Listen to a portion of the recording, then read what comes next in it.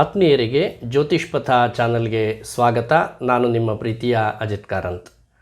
ವಿಶ್ವಾವಸು ನಾಮ ಸಂವತ್ಸರದ ಶುಭಾಶಯಗಳು. ಮೇಷರಾಶಿಯವರಿಗೆ ಈ ವಿಶ್ವಾವಸು ನಾಮ ಸಂವತ್ಸರದ ಯುಗಾದಿಯ ಫಲ ಹೇಗಿದೆ ಎನ್ನುವುದಾಗಿ ತಿಳಿದುಕೊಳ್ಳುವ ಕಾಲ. ಆತ್ಮೀಯರೇ, ನೀವು ನನ್ನ ಎಲ್ಲ ವಿಡಿಯೋಗಳನ್ನು ವೀಕ್ಷಿಸಿದ್ದೀರಿ, ಜೊತೆಗೆ ಪ್ರೋತ್ಸಾಹಿಸಿದ್ದೀರಿ. ಅದಕ್ಕೆ ನಾನು ಹೃತ್ಪೂರ್ವಕವಾಗಿ ಧನ್ಯವಾದಗಳನ್ನು ಸಮರ್ಪಿಸ್ತಾ ಇದ್ದೇನೆ. ಅಲ್ಲಿ ತಿಳಿಸಿದ ಹಾಗೆ ಅಲ್ಲಿ ಆಗಬಹುದಾದ ಗ್ರಹಗತಿಯ ಬದಲಾವಣೆ, ಇದಕ್ಕೆ ಹೊಂದಿಕೊಂಡಂತೆ ಅನೇಕ ಮಾಹಿತಿಗಳನ್ನು ಕೂಡ ನಾನು ನಿಮ್ಮೊಂದಿಗೆ ಹಂಚಿಕೊಂಡಿದ್ದೇನೆ. ಅದನ್ನು ಕೂಡ ನೀವೆಲ್ಲರೂ ನೋಡಿದ್ದೀರಿ. ಈಗ ಯುಗಾದಿಯ ಫಲವನ್ನು ಕೇಳುವುದರಲ್ಲಿ ನೀವೆಲ್ಲ ಉತ್ಸುಕರಾಗಿದ್ದೀರಿ. ಮೊದಲಿಗೆ ಮೇಷರಾಶಿಯವರ ಯುಗಾದಿಯ ಫಲ ಹೇಗಿದೆ ಎನ್ನುವುದಾಗಿ ನೋಡಿದರೆ, ಮೊದಲಿಗೆ ನಾವು ಮೇಷರಾಶಿಯವರ ಅಷ್ಟೂ ಫಲವನ್ನು ಸಮಗ್ರವಾಗಿ ಸಾರಸಹಿತವಾಗಿ ಹೇಳಬೇಕು ಅಂತಾದರೆ, ಈ ವರ್ಷದಲ್ಲಿ ನಿಮಗೆ 7.5 ಅಂದರೆ 7.5 ವರ್ಷದ ಶನಿಯ ಕಾಟ ಪ್ರಾರಂಭವಾಗುತ್ತಾ ಇದೆ. ಇದಕ್ಕಾಗಿ ಧೈರ್ಯಗುಂದಬೇಕಾಗಿಲ್ಲ. ಅನೇಕ ಶುಭ ಫಲಗಳು ಕೂಡ ನಿಮ್ಮ ವರ್ಷ ಭವಿಷ್ಯದಲ್ಲಿದೆ. ಅದು ಏನು ಅಂತ ನಾವು ಸ್ವಲ್ಪ ವಿಸ್ತಾರವಾಗಿ ತಿಳಿದುಕೊಳ್ಳೋಣ.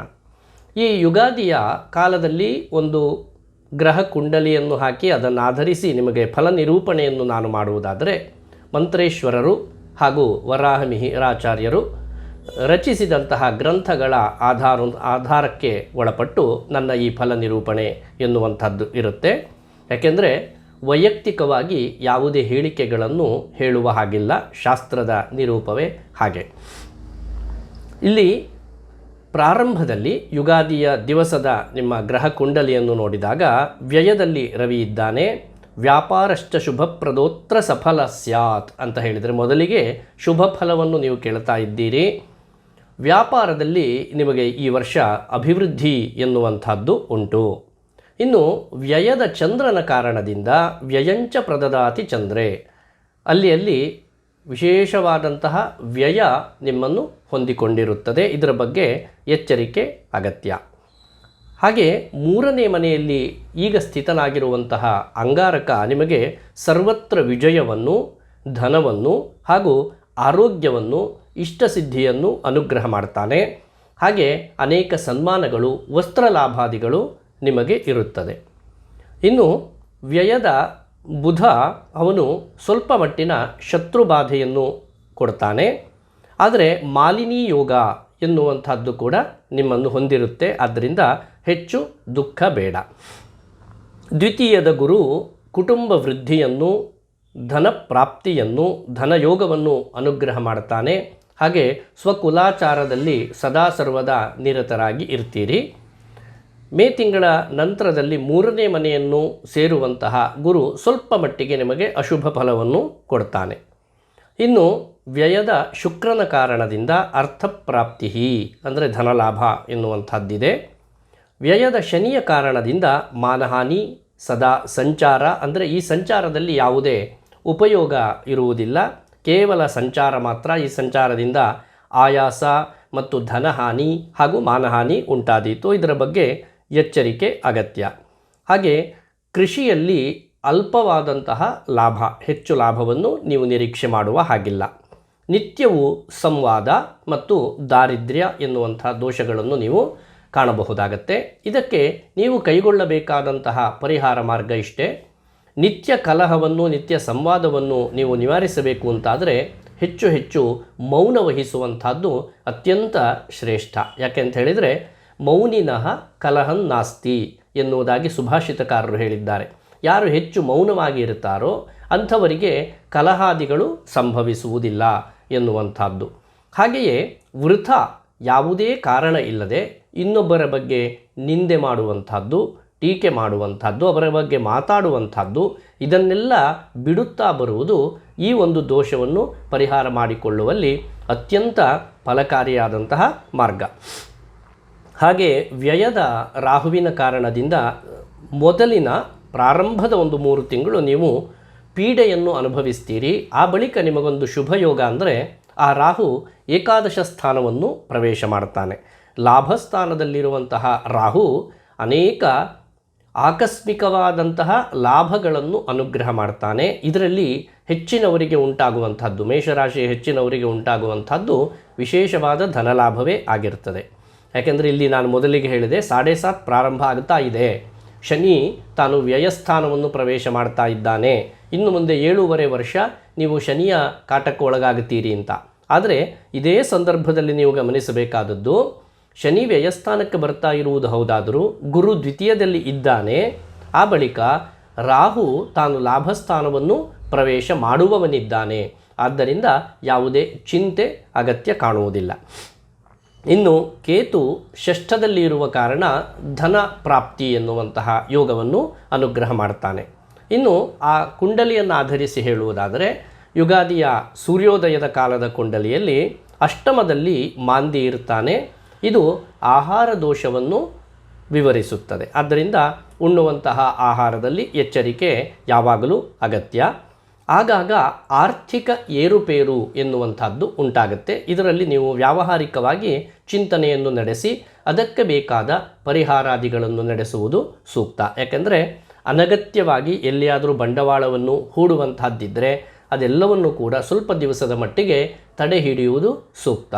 ಹಾಗೆ ಯಾರಾದರೂ ತೀರ ಪರಿಚಿತರು ಅಥವಾ ಆಪ್ತರು ಸಾಲವನ್ನು ಕೇಳಿದರೆ ಆವಾಗಲೂ ಕೂಡ ನೀವು ಆ ಸಾಲಾದಿಗಳನ್ನು ಕೊಡದೇ ಇದ್ದರೆ ನಿಮಗಾಗುವಂತಹ ನಷ್ಟ ಪರಿಹಾರವಾಗುತ್ತೆ. ಇನ್ನು ಆದಾಯ ಮತ್ತು ವ್ಯಯ ಹೇಗಿದೆ ಅಂದರೆ, ಇಲ್ಲಿ ವಿವರಿಸಬಹುದಾದ ಆದಾಯ ಅಂದರೆ ಕೇವಲ ಧನಕ್ಕೆ ಸಂಬಂಧಪಟ್ಟು ಮಾತ್ರ ಅಲ್ಲ, ಇಲ್ಲಿ ಧನ, ಉದ್ಯೋಗ ಮತ್ತು ಆರೋಗ್ಯ ಮತ್ತು ಆರ್ಜಿಸುವಂತಹ ವಿದ್ಯೆ ಇವೆಲ್ಲವನ್ನು ಒಳಗೊಂಡಿರುತ್ತೆ. ಆ ದಿಸೆಯಲ್ಲಿ ನೋಡಿದಾಗ ಇಡೀ ವರ್ಷದಲ್ಲಿ ನಿಮಗೆ ಒದಗಬಹುದಾದ ಆದಾಯ 2 ಆದರೆ ವ್ಯಯ 14 ಎನ್ನುವುದಾಗಿ ನಾವು ಸೂಚಿಸಬಹುದಾಗುತ್ತೆ. ಇದು 15ಕ್ಕೆ 2 ಆದಾಯ, 15ಕ್ಕೆ 14 ವ್ಯಯ ಎನ್ನುವುದಾಗಿ. ಆದ್ದರಿಂದ ವ್ಯಯಭಾವ ಸ್ವಲ್ಪ ಹೆಚ್ಚಾಗಿಯೇ ಇದೆ. ಇನ್ನು ಮೇಷರಾಶಿ ಅಂದ ಕೂಡಲೇ 3 ನಕ್ಷತ್ರಗಳನ್ನು ಒಳಗೊಂಡಿದೆ, ಅಶ್ವಿನಿ, ಭರಣಿ ಮತ್ತು ಕೃತ್ತಿಕಾ. ಇವರಿಗೆ ಒಂದಷ್ಟು ಕಾಲ ಲತ್ತಾ ಕಾಲಗಳು ಅಂತ ಹೇಳಿದರೆ, ಅಂದರೆ ಆಯಾಯ ಗ್ರಹರು ಹೊಡೆತವನ್ನು ಕೊಡುವಂತಹ ಕಾಲ. ಇದು ಸ್ವಲ್ಪ ಎಚ್ಚರಿಕೆ ಅಗತ್ಯ. ಇದರಲ್ಲಿ ಉಂಟಾಗಬಹುದಾದಂತಹ ಫಲವೇನು ಹಾಗೂ ಅದಕ್ಕೆ ಪರಿಹಾರ ಏನು, ಇದೆರಡನ್ನು ನಾನೀಗ ಸೂಚಿಸ್ತೇನೆ. ಅಶ್ವಿನಿ ನಕ್ಷತ್ರದವರಿಗೆ ಪ್ರಾರಂಭದ ಅಂದರೆ 20/7/2025ರಿಂದ 31/7/2025 ಕೇವಲ 11 ದಿವಸಗಳ ಕಾಲ ಶುಕ್ರಲತ್ತಾ ಫಲ ಎನ್ನುವುದಾಗಿ. ಹಾಗೆ ಭರಣಿ ನಕ್ಷತ್ರದವರಿಗೆ 31/7/2025ರಿಂದ 12/8/2025 ಇದು ಕೂಡ 12 ದಿವಸಗಳ ಕಾಲ. ಇಲ್ಲಿ ಭರಣಿ ನಕ್ಷತ್ರದವರಿಗೆ ಶುಕ್ರಲತ್ತಾ ಕಾಲ. ಇನ್ನು ಕೃತ್ತಿಕಾ 1ನೇ ಪಾದದಲ್ಲಿ ಯಾರೆಲ್ಲ ಇದ್ದೀರಿ ಅವರಿಗೆಲ್ಲ ಮೇಷರಾಶಿ, ಅಂತಹ ಕೃತ್ತಿಕಾ ನಕ್ಷತ್ರದ ಮೊದಲ ಪಾದದಲ್ಲಿ ಹುಟ್ಟಿದವರಿಗೆ 12/8/2025ರಿಂದ 23/8/2025 ಶುಕ್ರಲತ್ತಾ ಕಾಲ ಎನ್ನುವುದಾಗಿ ಹೇಳಬಹುದು. ಈ ಕಾಲದಲ್ಲಿ ಏನಾಗುತ್ತೆ ಕೇಳಿದರೆ, ಸಂಗಾತಿಗೆ ಪೀಡೆ, ಅಂದರೆ ಗಂಡಸರಾದರೆ ಅವರ ಹೆಂಡತಿಯರಿಗೆ ಪೀಡೆ, ಹೆಂಗಸರಾದರೆ ಅವರ ಗಂಡಂದಿರಿಗೆ ಪೀಡೆ. ಇದಕ್ಕೆ ಸೂಕ್ತವಾದ ಪರಿಹಾರ ಇಷ್ಟೇ, ಗೋಸೇವೆಯನ್ನು ಮಾಡುವಂಥದ್ದು. ಹಾಗೆ ಸಾಧ್ಯ ಇದ್ದವರು ರಜತ ದಾನ ಅಂದರೆ ಬೆಳ್ಳಿಯ ದಾನವನ್ನು ಮಾಡುವಂಥದ್ದು. ಇನ್ನು ವರ್ಷ ಪೂರ್ತಿಯಾಗಿ ಕೃತ್ತಿಕಾ ನಕ್ಷತ್ರದವರು ಒಂದು ಲತ್ತಾ ಕಾಲ ಫಲವನ್ನು ಅನುಭವಿಸ್ತೀರಿ. ಅದು ಹೀಗಿದೆ: ಕೇತು ಲತ್ತಾ ಕಾಲ, ಅದು 20/7/2025ರಿಂದ ವರ್ಷ ಪೂರ್ತಿಯಾಗಿ ಮುಂದಿನ ಯುಗಾದಿಯವರೆಗೂ ಕೂಡ ಕೇತುಲತ್ತಾ ಎನ್ನುವಂಥದ್ದನ್ನು ನೀವು ಅನುಭವಿಸ್ತೀರಿ. ಇದರ ಪರಿಣಾಮ ಏನು ಕೇಳಿದರೆ ವಿಷಜಂತು ಬಾಧೆ, ಜೊತೆಗೆ ಕುಗ್ರಾಮ ವಾಸ, ನಿಮಗೆ ಇಷ್ಟ ಇಲ್ಲದೇ ಇರುವಂತಹ ಊರಿನಲ್ಲಿ ವಾಸ ಮಾಡುವಂತಹ ಯೋಗ ಸಂಭವಿಸಬಹುದು. ಇದಕ್ಕೆ ಸೂಕ್ತ ಪರಿಹಾರ ಕೃತ್ತಿಕಾ ನಕ್ಷತ್ರ ಶಾಂತಿಯನ್ನು ನೀವು ಆಚರಣೆ ಮಾಡಿಕೊಳ್ಳುವುದು. ಇದಲ್ಲದೆ ಸಾಮಾನ್ಯವಾದ ಒಂದು ಲತ್ತಾ ಕಾಲ ಫಲವಿದೆ, ಅದು ರವಿ ಲತ್ತಾ ಕಾಲ. ಇದು ಅಶ್ವಿನಿ ನಕ್ಷತ್ರದವರಿಗೆ 19/11/2025ರಿಂದ 2/12/2025 ಇದು ಅಶ್ವಿನಿ ನಕ್ಷತ್ರದವರಿಗೂ, ಹಾಗೂ 2/12/2025ರಿಂದ 15/12/2025 ಇದರವರೆಗೆ ಭರಣಿ ನಕ್ಷತ್ರದವರೆಗೂ, ಹಾಗೂ ಕೃತ್ತಿಕಾ 1ನೇ ಪಾದದಲ್ಲಿ ಸಂಜನಿಸಿದವರಿಗೆ 15/12/2025 28/12/2025 ಇಲ್ಲಿಯವರೆಗೆ ರವಿಲತ್ತಾ ಕಾಲ ಎನ್ನುವುದಾಗಿ ನಾವು ಸೂಚಿಸಬಹುದು. ಇದರಲ್ಲಿ ಏನಾಗುತ್ತೆ ಅಂದರೆ ಸರ್ಕಾರದಿಂದ ತೊಂದರೆ, ಯಾವುದಾದ್ರೂ ನಿಮ್ಮ ಉದ್ಯೋಗ ವ್ಯವಹಾರ ಇತ್ಯಾದಿಗಳು ಸರ್ಕಾರಿ ಹಿನ್ನೆಲೆಯೊಳಗೆ ಆಗಬೇಕಾದದ್ದಿದ್ದರೆ ಅದಕ್ಕೆಲ್ಲ ತೊಂದರೆಗಳು ಬರಬಹುದು. ಹಾಗೂ ಪಿತೃವಿಗೆ ಕಷ್ಟ ಎನ್ನುವಂಥದ್ದು ಇದು ಸ್ವಲ್ಪ ನೀವು ವಿಶೇಷವಾಗಿ ಗಮನವನ್ನು ಹರಿಸಬೇಕಾದ ಒಂದು ವಿಷಯ. ಅಂದರೆ ಶನಿಯು ವ್ಯಯಸ್ಥಾನವನ್ನು ಪ್ರವೇಶ ಮಾಡ್ತಾ ಇದ್ದಾನೆ. ಇಲ್ಲಿ ಲತ್ತಾ ಕಾಲ ಫಲದಲ್ಲಿ ಪಿತೃವಿಗೆ ತೊಂದರೆ, ಅಂದರೆ ನಿಮ್ಮ ಹಿರಿಯರಿಗೆ ತೊಂದರೆಯಾಗುವಂತಹ, ತಂದೆಗೆ ತೊಂದರೆಯಾಗುವಂತಹ ಸಂಭವ ಇರ್ತದೆ. ಆದ್ದರಿಂದ ಇದಕ್ಕೆ ಸೂಕ್ತ ಪರಿಹಾರವನ್ನು ನೀವು ಕಂಡುಕೊಳ್ಳಬೇಕಾಗತ್ತೆ. ಅದಕ್ಕೆ ಪರಿಹಾರ ಏನು ಅಂದರೆ ನಿತ್ಯವೂ ಕೂಡ ಈಗ ಹೇಳಿದ ದಿನಾಂಕಗಳಲ್ಲಿ ಒಂದು ವಾರ ಹಿಂದೆ ಒಂದು ವಾರ ಮುಂದೆ ಸೇರಿಸಿಕೊಂಡು ಆದಿತ್ಯ ಹೃದಯ ಪಠನ ಇದನ್ನು ಮಾಡುವುದರಿಂದ ನೀವು ಈ ದುಷ್ಪರಿಣಾಮವನ್ನು ಹೋಗಲಾಡಿಸಿಕೊಂಡು ಶುಭ ಫಲವನ್ನು ಪ್ರಾಪ್ತಿ ಮಾಡಿಕೊಳ್ಳುತ್ತೀರಿ. ಇಡೀ ಮೇಷರಾಶಿಯವರಿಗೆ ಅಂದರೆ ಅಶ್ವಿನಿ ಭರಣಿ ಕೃತ್ತಿಕಾ ಈ 3 ನಕ್ಷತ್ರಗಳನ್ನು ಒಳಗೊಂಡಂತಹ ಮೇಷರಾಶಿಯವರಿಗೆ ಈ ವರ್ಷ ಪೂರ್ತಿಯಾಗಿ ಮಾಡಬಹುದಾದ ಒಂದು ಪರಿಹಾರ ಏನು ಅಂತಂದರೆ ಆದಿತ್ಯನ ಆರಾಧನೆ. ಮೊದಲೇ ಹೇಳಿದ ಹಾಗೆ ಆದಿತ್ಯ ಹೃದಯ ಪಠನವನ್ನು ಮಾಡಬಹುದು. ಹಾಗೆ ಸೌರ ಸೂಕ್ತ ಹವನಾದಿಗಳನ್ನು ಕೂಡ ಅನುಕೂಲ ಇದ್ದವರು ಮಾಡಿಸಬಹುದು. ಹಾಗೆ ನರಸಿಂಹನ ಆರಾಧನೆಯನ್ನು ಮಾಡುವುದು ಕೂಡ ಸೂಕ್ತ ಪರಿಹಾರ. ಇನ್ನು ತುಂಬ ಅನುಷ್ಠಾನವನ್ನು ಮಾಡುವ ಇಚ್ಛೆ ಉಳ್ಳವರು ಚಕ್ರೇಶ್ವರಿಯ ಆರಾಧನೆಯನ್ನು ಮಾಡುವುದು ಸೂಕ್ತ ಪರಿಹಾರ. ಇದರಿಂದ ನಿಮಗೆ ಇರಬಹುದಾದ ಎಲ್ಲ ಆಪತ್ತುಗಳು ಪರಿಹಾರ ಆಗುವುದರ ಜೊತೆಗೆ ಸಂಪತ್ತು ಪ್ರಾಪ್ತಿಯಾಗತ್ತೆ.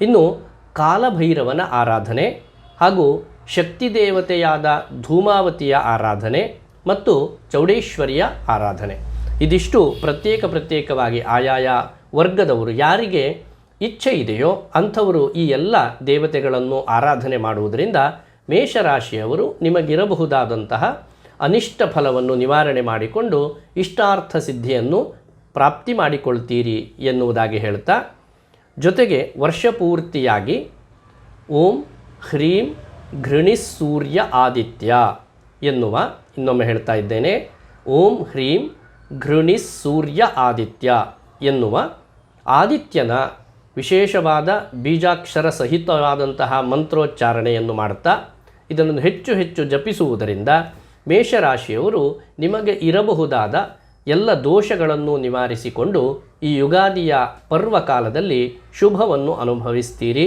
ಹಾಗೆ ವಿಶ್ವಾವಸು ನಾಮ ಸಂವತ್ಸರ ಮೇಷರಾಶಿಯವರಿಗೆ ಹೆಚ್ಚು ಹೆಚ್ಚು ಶುಭ ಫಲವನ್ನು ತರಲಿ ಎನ್ನುವುದಾಗಿ ಆಶಿಸ್ತೇನೆ. ಧನ್ಯವಾದಗಳು.